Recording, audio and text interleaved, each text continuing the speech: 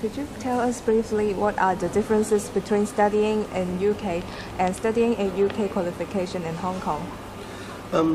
Studying, in terms of regulation and content, studying a UK qualification in the UK or Hong Kong shouldn't differ.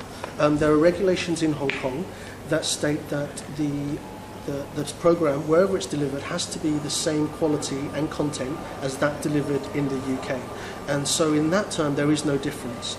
I would say, though, that there is a difference maybe in delivery, of course. In the UK, if you study a degree, for example, you would study full-time, and that will be typically 5 days a week, face-to-face in class. In Hong Kong, transnational education or studying non-local courses, there's a lot more choice and variety. So, for example, you may choose to study full-time or part-time. There's also other modes of delivery, modes of learning, such as hybrid learning, distance learning, flexible learning. There's also work-based learning. So this doesn't happen in the home country, but there's a lot more choice here in Hong Kong. So that's, I guess, the key difference.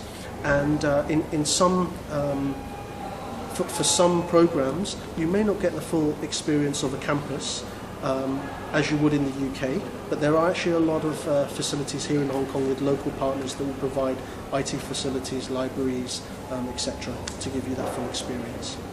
Okay, and then what are your advices when students are choosing between the two programs? My advice actually is, it would actually depend on really what their requirements are, of course. Back in the UK, there's tens of thousands of programs. In Hong Kong, from the UK, there's about 700 programs, but it depends what their requirements are. Obviously, there's not as much choice in Hong Kong in terms of the amount of programs. My key advice is really what is their personal circumstance. Typically, a Hong Kong student would prefer to go to the UK, but not all students can do that. They have to be committed here in Hong Kong to maybe family, they may have financial commitments, they may have work commitments as well that will not allow them to travel to the UK for a year or longer.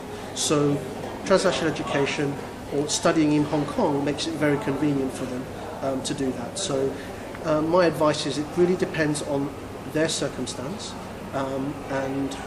but there is a lot of choice for them. Okay, thank you.